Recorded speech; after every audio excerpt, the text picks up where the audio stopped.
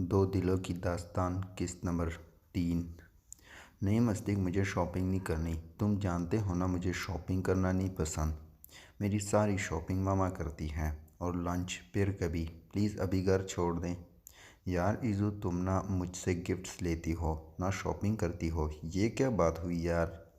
अब आप नाराज़ मत हो जाइएगा, वो उसका मूड देखते बोली और आगे बढ़कर उसके माथे से बाल हटाते वहाँ अपने लब रख दिए थे।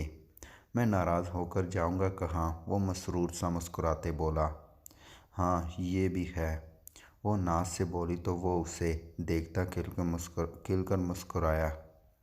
मुजाहिद, अगला केस कौन सा है। वो लैपटॉप लिए ऑफिस का काम कर रहा था और साथ साथ दूसरा काम भी निपटा रहा था। सर उमर नाम है लड़के का, 6 साल की बच्ची के साथ ज्यादती करके उसे मार डाला। मुजाहिद की बात सुनकर उसके लैपटॉप पर हरकत करते हाथ एक पल के लिए रुक गए थे। करंट लोकेशन बताओ उसकी। वो फिर बिजी हो गया लैपटॉप पर। सर कल ही कराची से वापस आया है। कपड़े का कारोबार करता है तो कराची आना जाना लगा रहता है उसका। हम आज रात उठा लो उसे। वो हुक्म देते हुए बोला। जी सर, आज रात वो आपके पास होगा। मुजाहिद भी यकीन दिलाता वहाँ से चला गया क्योंकि अपने सर का हुक्म भी पूरा करना था। इसके जाने के बाद लैपटॉप बंद करके रख दिया। गुस्से से आंखें लाल हो रही थी। क्यों इंसान दरिंदे बन गए थे। अपनी हवस पूरी करने के लिए छोटी बच्चियों तक को नहीं छोड़ते। वो ऐसे ही लोगों को तो मारता था जिनको कोई सज़ा नहीं मिलती थी, जिनकी फाइलें पुलिस स्टेशन में धूल की चादर में छुपी हुई थी। सबूत और गवाह न मिलने पर ऐसे दरिंदों को छोड़ दिया जाता था और मजलूम और मकतूल के घर वाले बस हाथ मलते ही रह जाते थे। अचानक उसकी नज़र सामने दीवार पर लगी तस्वीर पे पड़ी। गुस्सा जैसे एकदम से गायब हो गया था। वो उठकर दीवार तक आया।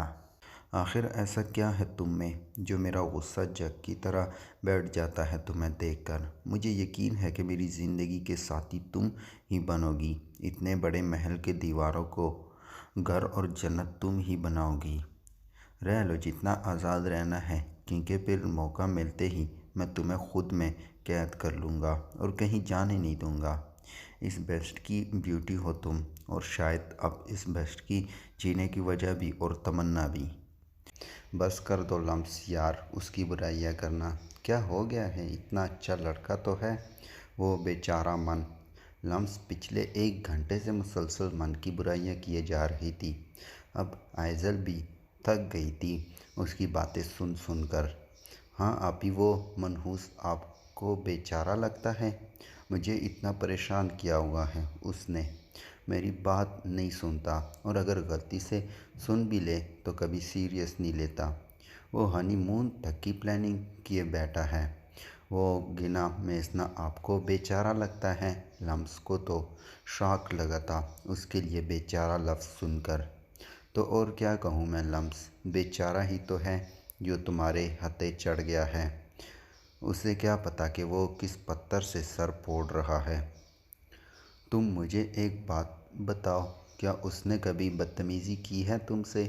सब छोड़ो, बस ये बताओ कि उसने क्या किसी लड़की से कभी कोई बदतमीज़ी की है क्या, या वो बदमाश किस्म का है, लड़ाई वगैरह करता है या गलत दोस्त बनाता है। ऐसा कुछ भी है जो तुमने इन 2 सालों में उसके अंदर देखा हो।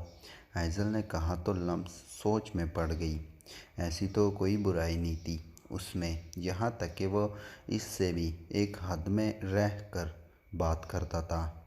नहीं आपी, ऐसा तो कुछ नहीं है। तो फिर तुम उससे इतना बुरा भला क्यों कह रहे हो लम्स। बुरी बात होती है किसी के पीठ पीछे बुराइयां करना। अभी मैं बुराई तो नहीं कर रही उसकी, लम्स मुंह बनाते बोली। तो लम्स पिछले 1 घंटे से तुम उसकी कोई तारीफ भी नहीं कर रही थी। चंदा, अच्छा ना सॉरी, ये बताओ मस्जिद भाई से बात हुई आपकी। हाइज़ल ने उसे भी अपने बारे में सब बताया हुआ था। हाँ हुई थी, आज आए थे स्कूल मुझसे मिलने। ओह वाओ, कितने रोमांटिक है ना वो। लम्स, वो मुझसे स्कूल में मिलने आए थे। इसमें रोमांटिक तो कुछ भी नहीं था। अभी आप बिना बाल की खाल उतारती हैं। सो जाएं, अब मुझे भी नींद आ रही है। Good night. वो कंबल मुंह तक डालती सोने की तैयारी पकड़ने लगी। सो जाऊंगी, अभी कुछ काम है। स्कूल का वो करके सोऊंगी, वो पेपर्स चेक करते बोली। मरवा यार, चलो ना मूवी देखते हैं। आज मैं मार्केट गई थी तो ले आई नई सीडी। नहीं, मुझे नहीं देखनी। सफ़ू, तुम या तो हॉरर मूवीज़ उठा कर ले आती हो या फिर मार दाड़ वाली। मुझे नहीं देखनी। यार मरवा प्लीज़ ना, ज़ारा आपी और अक्सा भी नहीं देख रही, उन्हें भी डर लगता है। तुम तो देख लो यार। हाँ तो तुम ऐसी मार दाड़ वाली मूवीज़ लेकर ही क्यों आती हो? कोई अच्छी सी साफ़ सुथरी मूवी ले आया करो जो सब देख सकें। मरवा तुम भी ना देखो, मैं मन भैया के साथ देख लूँगी। वो उसकी किताब जो वो पढ़ रही थी उसके हाथ से खींच कर दूर फेंक दी और खुद कमरे से भाग गई। सफ़ा की बच्ची, वापस आओ तुम्हें तो मैं बताती हूँ। सफ़ा को सीढ़ियों पर मरवा की चीखने की आवाज़ आई थी। वो हंसते हुए मन के कमरे की तरफ बढ़ गई। अब उसका इरादा मन का दिमाग ख़राब करने का था। चलो अब ऐसा करते हैं, सितारे बांट लेते हैं। ज़रूरत के मुताबिक हम सहारे बांट लेते हैं। मोहब्बत करने वालों की तिजारत भी अनोखी है। मुनाफा छोड़ देते हैं, खसारे बांट लेते हैं। अगर मिलना नहीं मुमकिन तो लहरों पर कदम रख कर अभी दरियाए उल्फत के किनारे बांट लेते हैं। मेरी झोली में जितने भी वफा के फूल हैं उनको इकट्ठे बैठकर सारे के सारे बांट लेते हैं। मोहब्बत के अलावा पास अपने कुछ नहीं फैज़, उसी दौलत को हम किस्मत के मारे बांट लेते हैं। फैज़ अहमद फैज़।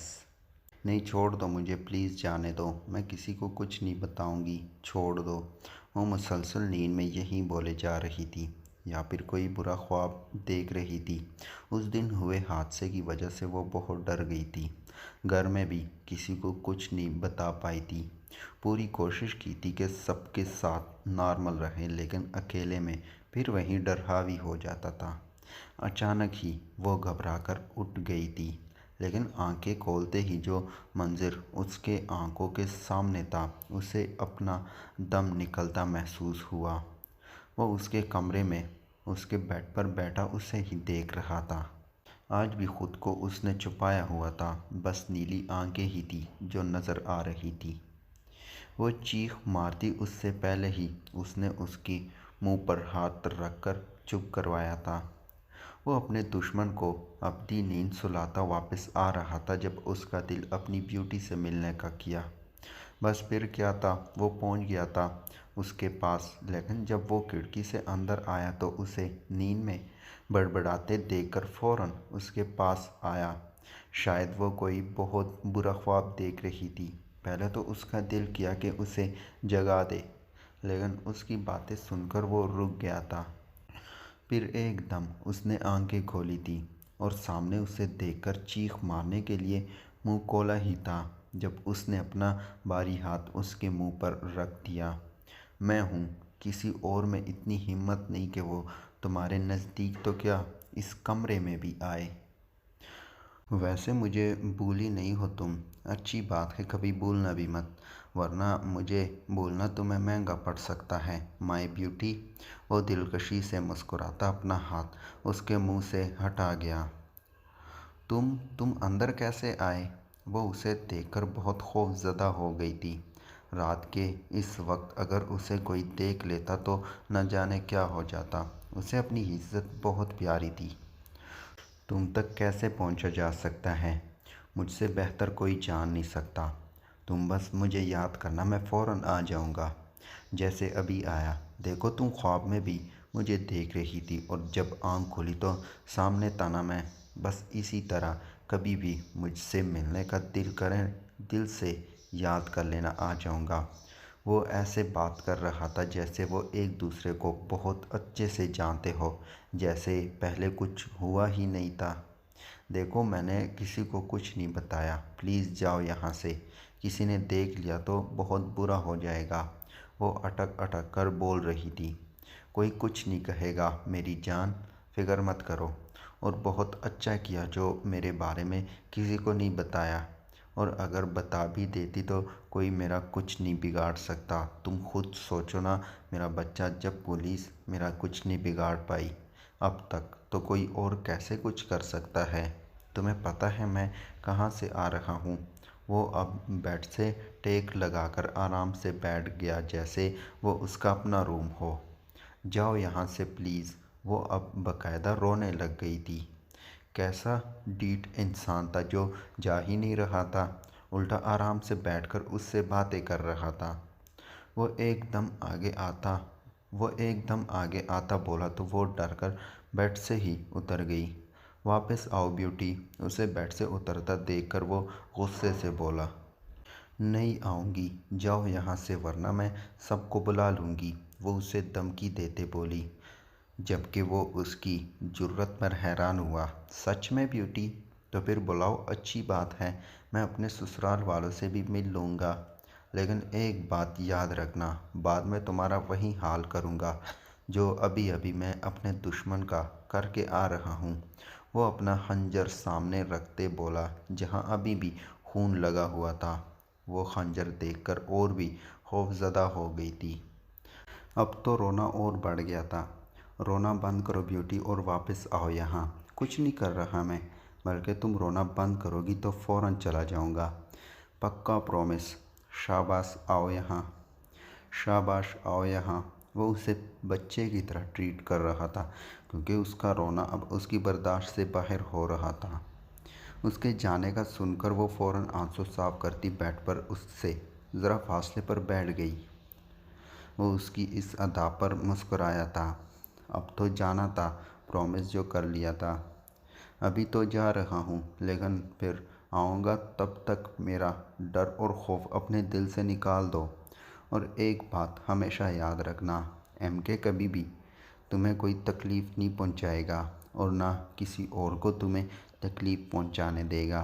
तुम ज़िंदगी बन गई तुम ज़िंदगी बन गई हो मेरी, और मुझे मेरी ज़िंदगी से बहुत प्यार है। वो उसका सर चूमते उससे बोला और एक आखिरी नज़र उसे देखता खिड़की से बाहर चला गया। उसके जाने के बाद वो बिस्तर पर औंधी लेटती ज़ोर ज़ोर से रोने लगी। बेटे बिठाए क्या मुसीबत आ गई थी उस पर। काश उस दिन वो शॉर्टकट न लेती और ना इस दरिंदे से उसका सामना होता। वो चाहकर भी घर वालों को कुछ बता नहीं सकती थी। मुजाहिद, सुना है वो एसपी मुझे पकड़ने की बहुत कोशिश कर रहा है। जी सर, वो तो आपके पीछे ही पड़ गया है। आपके ख़िलाफ़ सबूत ढूंढने की कोशिश भी कर रहा है, लेकिन अभी तक उसे कुछ ख़ास मिला नहीं जो वो आप तक पहुंच सके। हम उस लड़के उमर का क्या बना? सर, वो तो कल रात से टॉर्चर सेल में है। आप कल रमेशन का काम ख़त्म करने चले गए थे। हाँ, नमक हरामी की सज़ा तो बनती है ना। हमारे ही दुश्मनों से हाथ मिला लिया था तो उसका अंजाम तो फिर यही होना था। खैर आओ देखते हैं उस उमर को, और उस एसपी के लिए कुछ आसान कर देते हैं। क्या मतलब सर? आप क्या करेंगे? क्या उमर को छोड़ देंगे? पागल हो मुजाहिद, एमके कभी अपने शिकार को नहीं छोड़ता। इस उम्र की मौत मेरे ही हाथों से होगी, लेकिन कुछ सबूत छोड़ देते हैं ना यार एसपी के लिए। बेचारा बड़ा खजल हो रहा है। वो हर इसरार मुस्कुराहट लिए बोला तो मुजाहिद भी समझते हुए सर हिला गया। वो अपने टॉर्चर रूम में आया तो उमर अधमरी हालत में कुर्सी से बांधा हुआ था। कल से ही मुजाहिद उसे वक्फे वक्फे से डोज दे रहा था। इसे होश में लाओ मुजाहिद। मुजाहिद सर हिलाता पानी का जग पूरे का पूरा उस पर अंडेलता पीछे हट गया। उमर हड़बड़ा कर उठा। कौन कौन है? अंधेरे में उसे कुछ नज़र नहीं आ रहा था। तुम्हारी दर्दनाक मौत, एक खौफनाक आवाज़ में उसे जवाब मिला था। जिसे सुनते उसके रोंगटे खड़े हो गए थे। मैंने क्या बिगाड़ा है तुम्हारा? क्यों लाए हो मुझे यहाँ? जाने दो, मेरा क्या कसूर है? वो पड़पड़ाते हुए बोला।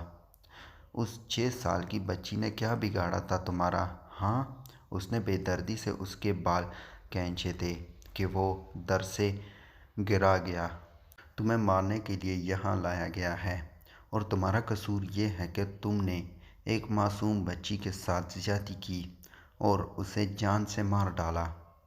अब तुम भी ऐसे ही सिसकोगे, तड़पोगे और रहम की भीख मांगोगे जब मैं तुम्हें अज़ियतनाक मौत दूंगा। मुजाहिद, मुझे कटर दो।